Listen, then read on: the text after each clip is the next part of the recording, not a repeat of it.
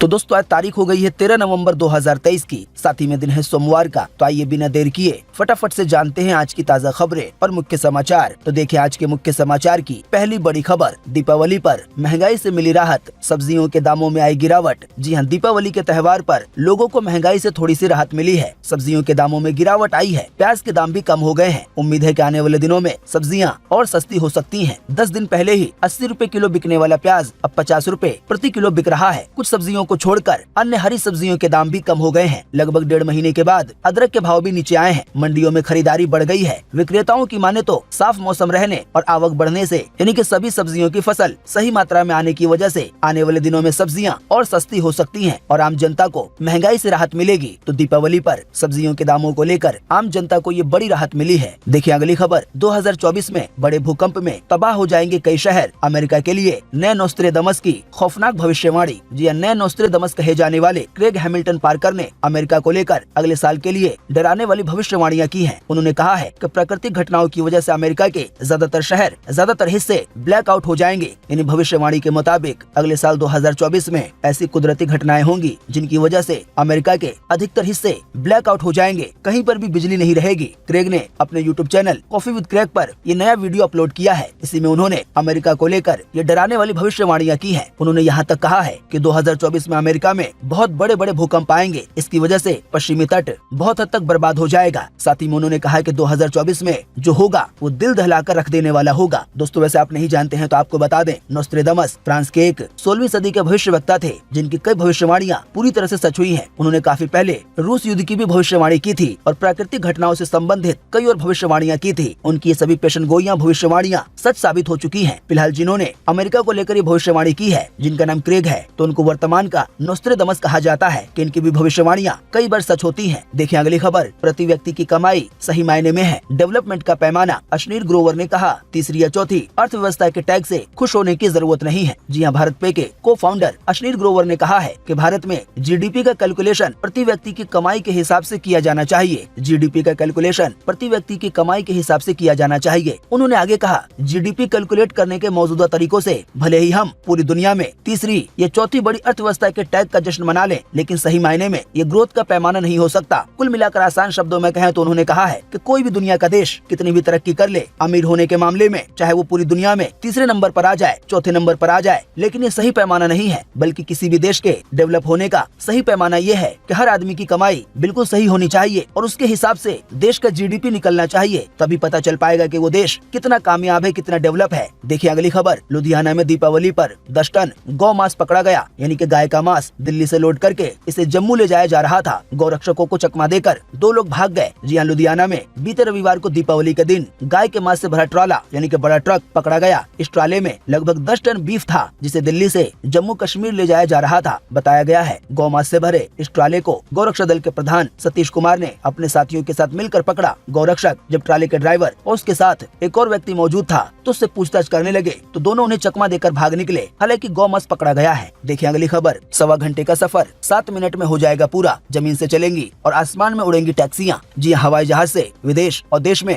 बड़े बड़े शहरों के बीच की दूरी फिलहाल तय की जाती है, लेकिन अब शहरों के अंदर आने वाले दिनों में एयर टैक्सी चलेगी, यानी कि उड़ने वाली टैक्सी। इसके बारे में हमने आपको अपने पिछले मुख्य समाचार में बताया था, लेकिन फिलहाल अभी इसको लेकर जो ताज़ा जानकारी आई है उसमें ये बताया गया है कि इस सर्विस के जरिए एक ही शहर में 2 से 3 घंटे वाली दूरी को महज 5 से 7 मिनट में तय किया जा सकेगा। आसान शब्दों में कहें तो फिलहाल अभी आम टैक्सी से रोड के जरिए जिस सफर को करने में 2 से 3 घंटे का समय लगता है, वो सफर एयर टैक्सी के जरिए यानी कि उड़ने वाली टैक्सी के जरिए केवल 5 से 7 मिनट में पूरा हो जाएगा। 2026 तक इसकी शुरुआत हो सकती है। इसकी कई और जानकारियां हम आपको अपने पिछले मुख्य समाचार में बता चुके हैं। तो आइए बढ़ते हैं अगली खबर की तरफ। उत्तरकाशी में निर्माणाधीन टनल धंसी, इसमें फंस गए हैं 36 मजदूर। एक अफसर बोले, लोगों को निकालने में 2 से 3 दिन तक का समय लग सकता है। जी हाँ, उत्तराखंड के उत्तरकाशी में बीते रविवार को यानी कि दीपावली के मौके पर एक बन रही टनल यानी कि सुरंग धंस गई। इस सुरंग में 36 मजदूर फंसे हुए हैं। इन्हें निकालने के लिए रेस्क्यू ऑपरेशन शुरू कर दिया गया है। फिलहाल टनल के अंदर ऑक्सीजन भेजी जा रही है। हादसा सुबह 4 बजे हुआ। आपको बता दें ये टनल ब्रह्म कमल और यमुनोत्री नेशनल हाईवे पर सिलक्यारा और डंडल गाँव के बीच बनाई जा रही है। इसकी लंबाई 4.5 किलोमीटर और चौड़ाई 14 मीटर है। हालांकि बताया गया जो लोग वहाँ फंस गए हैं उनको निकालने में 2 से 3 दिन का समय लग सकता है। देखिए अगली खबर। 13 या 14 नवंबर कब है गोवर्धन पूजा? आइए बताएं सही तारीख। जी हाँ, 5 दिवसीय दीपावली पर्व के चौथे दिन गोवर्धन पूजा की जाती है। ये पर्व कार्तिक माह के शुक्ल पक्ष की की प्रतिपदा तिथि को मनाया जाता है। इस दिन घरों में गोवर्धन पर्वत बनाया जाता है और भगवान श्री कृष्ण की प्रतिमा बनाई जाती है। इसके बाद शाम के समय गोवर्धन पर्वत और भगवान श्री कृष्ण की पूजा होती है और उन्हें अन्नकूट और कड़ी चावल का भोग लगाया जाता है। जैसा कि आप जानते हैं, इस साल कल 12 नवंबर को दीपावली थी, लेकिन गोवर्धन पूजा को लेकर कई लोग असमंजस में हैं। तो आपको बता दें, इस बार जिस दिन गोवर्धन पूजा मनानी है तो उस दिन की शुरुआत आज 13 नवंबर से हो रही है, दिन सोमवार। हालांकि आज के दिन गोवर्धन पूजा मनाने का समय दोपहर 2:36 पर होगा। आसान शब्दों में कहें तो गोवर्धन पूजा मनाने का समय आज 13 नवंबर को दोपहर 2:56 से शुरू हो जाएगा और ये कल तक रहेगा दोपहर के 2:36 तक। देखिए अगली खबर, हिंदू मुस्लिम ने पेश की एकता की मिसाल। मुस्लिम महिलाओं ने काशी में राम जी की आरती की। जी हाँ, दीपावली के मौके पर मुस्लिम महिला फाउंडेशन की महिलाओं ने भगवान राम की आरती की। इसके साथ ही गीत भी गाए। मुस्लिम संगठन के सदस्य नाजनीन अंसारी ने कहा कि इस तरह के आयोजन के जरिए हिंदू मुस्लिम संस्कृति के जरिए समाज में मजबूती पैदा होती है। नाजनीन अंसारी ने ये भी कहा कि हम लोग अपना नाम और धर्म तो बदल सकते हैं, लेकिन अपने पूर्वजों को कैसे बदलेंगे। राम न सिर्फ हिंदू और मुसलमानों के बीच की दूरी कम करते हैं, बल्कि इस्लाम की रोशनी भी फैलाते हैं। राम के नाम से अधर्म का अंधकार मिटता है। इस नाम को सभी जगह फैलाने की जरूरत है, यानी कि राम के नाम को। राम से दूर रहने वाले लोग हिंसा का सहारा लेने के लिए मजबूर हैं। फिलिस्तीन और इजराइल में लोग खून की नदियां बहा रहे हैं। वो लोग भगवान राम के रास्ते पे चलें तो शांति कायम हो सकती है। सिर्फ राम राज्य की वजह से दुनिया में चैन और सुकून आ सकता है। साथ ही में मुस्लिम महिलाओं ने कहा कि हम लोग मुसलमान हैं, लेकिन कभी भी अरबी संस्कृति को कबूल नहीं कर सकते। अपने पूर्वजों से जुड़े रहने पर ही मुसलमान को इज्जत मिल सकती है। वहीं इस मौके पर नाजमा परवीन ने कहा कि मुस्लिम महिलाओं ने ये जो पहल की है राम की पूजा करने की, इससे लोगों को आपसी मोहब्बत और भाईचारे का संदेश मिला है। भगवान राम ही एक ऐसा सहारा है जो किसी भी इंसान के दिल से नफरत को निकालकर मोहब्बत पैदा कर सकता है। हिंसा और अधर्म इस जमाने में सिर्फ भगवान राम के नाम से ही किसी को सही रास्ते पे लाया जा सकता है। देखिए अगली खबर, टाइगर 3 मूवी ने IMDb पर रेटिंग के मामले में बनाया नया रिकॉर्ड। सलमान खान की सबसे बड़ी हिट को पछाड़ा। जी हाँ, सलमान खान और कैटरीना कैफ की फिल्म टाइगर 3 बीते 12 नवंबर को यानी कि दीपावली के मौके पर सिनेमाघरों में रिलीज हो चुकी है। फिलहाल तक की जानकारी के मुताबिक पहले दिन का इंडिया में कलेक्शन यानी कि फिल्म की कमाई 40 करोड़ तक पहुंच गई है। अब इसी बीच ये खबर आ रही है कि फिल्म को अच्छा रिस्पांस मिलने के साथ ही IMDb पर भी इसे अच्छी कामयाबी मिली है। बताया गया टाइगर 3 मूवी को 10 में से 8.8 की रेटिंग मिली है। फिल्म को जितने लोगों ने रेट किया है उसमें 67% लोगों ने इस फिल्म को 10 में से 10 की रेटिंग दी है। वहीं 19% लोगों ने 10 में से 9 की रेटिंग दी है और 5% लोगों ने 10 में से 8 की रेटिंग दी है। साथ ही में बताया गया है कि सलमान खान की ये मूवी रेटिंग के मामले में सभी मूवी से आगे निकल गई है, चाहे वो बजरंगी भाईजान हो, चाहे किक हो, एक था टाइगर हो या सुल्तान मूवी हो। देखिए अगली खबर, हरियाणा के गृह मंत्री अनिल विज ने दीपावली में लक्ष्मी पूजा पर उठाए सवाल। बोले, हम दीपावली तो श्री राम के अयोध्या आने पर मनाते हैं, फिर उनकी पूजा क्यों नहीं होती। जी हाँ, अक्सर चर्चा में रहने वाले हरियाणा के गृह मंत्री अनिल विज ने दीपावली पर माँ लक्ष्मी की पूजा पर सवाल उठाए हैं। अनिल विज ने सोशल मीडिया पे लिखा है, दीपावली तो श्री राम के अयोध्या आने पे मनाई गई थी, यानी कि जब वो 14 साल का वनवास काट कर आए थे। फिर लोग दीपावली पर लक्ष्मी जी की पूजा क्यों करते हैं। वहीं बीते रविवार को हरियाणा के CM मनोहर लाल खट्टर साथ ही में कई और नेता ने सभी को दीपावली के पर्व पर शुभकामनाएं दी। दोस्तों, ऐसा हो सकता है इस तरह का सवाल आपके मन में भी आया हो या अभी आ रहा होगा, तो आपको बता दें, इस पर एक हिंदू धर्म के गुरु हैं जिन्होंने इसका जवाब दिया है। उनके वीडियो रील्स में और यूट्यूब के शॉर्ट में काफी देखे जाते हैं। उन्होंने ऐसे ही एक सवाल पे जवाब दिया था कि असल में दीपावली का राम जी के आगमन से कोई लेना देना नहीं है। असल में दीपावली एक दूसरे मौके के तौर पे मनाई जाती है। अगर मेरे को वो वीडियो मिलेगा तो उसका एक छोटा सा हिस्सा मैं आपको स्क्रीन पे दिखा दूंगा। इस वीडियो के जरिए आप खुद ही सुन पाएंगे कि दीपावली का पर्व क्यों मनाया जाता है और शायद ये जवाब हरियाणा के जो गृह मंत्री है उनको भी मिल जाएगा। तो वीडियो को शेयर करना ना भूलें। देखिए अगली खबर, होम स्टे में महिला कर्मचारी से हुआ गैंगरेप यानी कि सामूहिक दुष्कर्म। 5 युवकों ने की है दरिंदगी। पीड़िता हाथ जोड़कर कहती रही, मेरी छोटी छोटी बेटियां हैं। जी आगरा में होम स्टे में महिला कर्मचारी से गैंगरेप की वारदात सामने आई है। इससे जुड़ा एक वीडियो भी आया है जिसकी एक झलक आपको दिखाई जा रही है। हालांकि ये ब्लर है। बताया गया शनिवार देर रात होम स्टे में 5 युवकों ने इस वारदात को अंजाम दिया। विरोध करने पे महिला को मारा पीटा गया। डीसीपी सूरज कुमार राय ने बताया कि पीड़िता की तहरीर पर गैंगरेप का केस दर्ज किया गया है। उसका मेडिकल कराया जा रहा है। पीड़िता ने पुलिस को बताया है कि पहले उसकी बेरहमी से पिटाई की गई, कमरे में जबरन दबोचा गया, जबरन शराब पिलाई गई, फिर गलत काम किया गया। पुलिस ने बताया कि घटना का मुख्य आरोपी जितेंद्र राठौर है, जो कि पीड़िता को पहले से जानता था। बाकी 4 आरोपी उसके दोस्त हैं। इन सभी के नाम रवि राठौर, मनीष कुमार, देव किशोर और अन्य हैं। देखिए अगली खबर के PM मोदी ने 10वीं बार देश के जवानों के बीच मनाई दिवाली। हिमाचल के लेपचा में बोले, जहां भारतीय सेना है वो स्थान मंदिर से कम नहीं है। दोस्तों, वैसे आप नहीं जानते हैं तो आपको बता दें, बीते 10 साल से PM मोदी हर साल दीपावली के दिन कहीं न कहीं देश के जवानों के पास जाते हैं और वहां पर उनके साथ ही दीपावली का पर्व मनाते हैं। इस बार भी ऐसा ही हुआ। PM मोदी को लेकर एक और खबर आ रही है, जैसा कि आप देख सकते हैं। अगली खबर में ना कोई है बीमा पॉलिसी, बैंक खाते में है केवल 574 रूपए। जो भी मिला जुला धन है वो FD में है, उसकी भी रकम काफी कम है। जी हाँ, प्रधानमंत्री नरेंद्र मोदी ने अपनी संपत्ति की घोषणा की है। उनके पास अब कोई जीवन जीवन बीमा पॉलिसी नहीं है। इसकी पूरी संभावना है कि उनकी पॉलिसी का समय पूरा हो गया है। पॉलिसी से जो धन उन्हें मिला है उसे उन्होंने एफडी खाते में डाल दिया है। नई घोषणा के अनुसार उनकी संपत्ति में एक एफडी, एक राष्ट्रीय बचत प्रमाण पत्र शामिल है। इस साल 31 मार्च तक उनके पास एसबीआई की गांधीनगर शाखा में एफडी खाते में यानी कि फिक्स डिपॉजिट खाते में 2,47,00,000 रुपए थे। इसके अलावा उनके पास 14,500 रुपए हैं राष्ट्रीय बचत प्रमाण पत्र के नाम से। इसके अलावा उनके पास 20,000 रुपए के बॉन्ड हैं। वहीं पीएम मोदी के बैंक खाते में केवल 574 रुपए हैं। तो पीएम मोदी की कुल संपत्ति यही है। पीएम मोदी के पास अपना कोई घर या कोई वाहन वगैरह भी नहीं है या जमीन वगैरह। साथ ही में पीएम मोदी पर किसी तरह का कोई कर्ज नहीं है। देखिए अगली खबर। दीपावली पर मथुरा के आतिशबाजी मार्केट में लगी आग, 15 लोग झुलसे, 4 की हालत है गंभीर, 12 बाइकें जल गई हैं। रेस्क्यू ऑपरेशन है जारी। देखिए अगली खबर। पाकिस्तान ने अफगान शरणार्थियों के देश छोड़ने की डेडलाइन बढ़ाई। आखिरी तारीख अब 31 दिसंबर है। तालिबान ने कहा, अभी हाल ही में पाकिस्तान को तालिबान ने कहा था कि उतना ही बोएं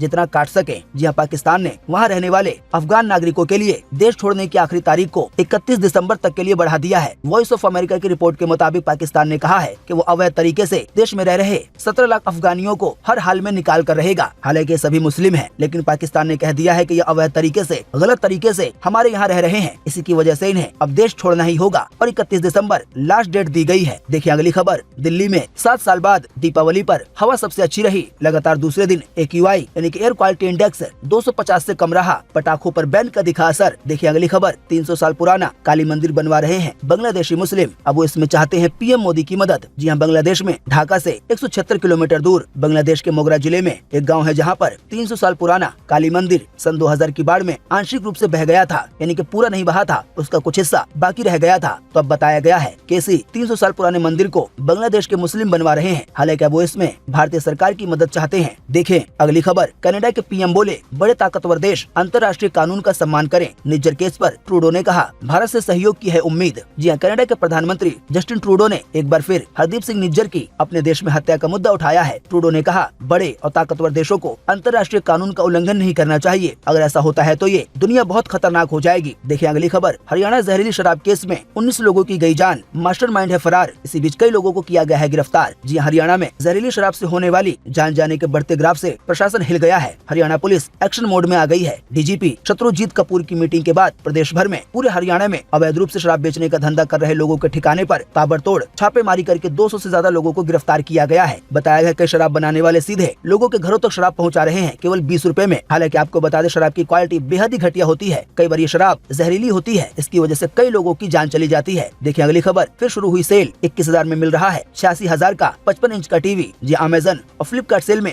अगर आप अपना पसंदीदा स्मार्ट टीवी नहीं खरीद पाए हैं तो घबराइए नहीं। कम कीमत में बड़ा टीवी खरीदने का आपके पास एक और मौका है। फ्लिपकार्ट पर अभी दीपावली धमाका सेल चल रही है। इसके बारे में बताया गया है हिंदुस्तान टाइम्स की ओर से तो यहाँ पर 86,000 वाला टीवी केवल 21,000 रुपए में मिल रहा है। इससे जुड़ी देखिए एक और खबर। 5G फोन की कीमतों में आई बड़ी गिरावट। 15,000 से कम में मिल रहे हैं 8 मॉडल। जी हाँ, जैसा कि अभी हमने आपको बताया, फ्लिपकार्ट दिवाली धमाका सेल लाइव हो चुकी है। ये सेल 12 से 15 नवंबर तक चलेगी। इस दिवाली अगर आप 5G स्मार्टफोन खरीदने वाले हैं तो अभी कई फोन काफी सस्ते में मिल रहे हैं। जानकारी के मुताबिक पहला फोन है पोको M6 Pro 5G, दूसरा फोन है सैमसंग गैलेक्सी F14 5G, तीसरा फोन है इन्फिनिक्स हॉट 30 5G, चौथा फोन है मोटोरोला G54 5G, पांचवा फोन है इन्फिनिक्स नोट 30 5G, छठा फोन है Realme 11X 5G। इसके अलावा भी कई और फोन है। हालांकि आपको बता दें, आप कोई भी फोन यहाँ की जानकारी के बेस पर केवल ना लें, बल्कि उसके बारे में अच्छे से जानकारी प्राप्त कर लें, हर चीज देख लें, उसके बाद फोन लें। देखिए अगली खबर। एप्पल के CEO ने दीपावली की शुभकामनाएं दी। बोले आपका उत्सव खुशी से भरा हो। iPhone 14 Pro Max से खींची तस्वीर शेयर की। देखिए अगली खबर। मुस्लिम समाज में सुधार पर होगा मंथन। आज देवबंद में जमीयत उलमा हिंद की अहम बैठक होगी। देखिए अगली खबर। गोल्डन टेम्पल में पहुंचे 2 लाख श्रद्धालु। देसी घी के 1 लाख दिए जलाए गए। सूरज ढलते ही शानदार आतिशबाजी देखने को मिली। वहीं लंगर में लोगों को खीर और जलेबी खाने को मिली। तो दोस्तों, उम्मीद करते हैं कि आज की इस वीडियो से आपको काफी कुछ जानकारी मिली होगी। हम बस इसके बदले में आपसे इतना ही चाहते हैं कि आप इस वीडियो को लाइक कर दें और शेयर कर दें, क्योंकि आपका लाइक और शेयर करना ही होता है हमारी मेहनत का फल। वीडियो देखने के लिए आपका बहुत बहुत धन्यवाद। Thanks for watching.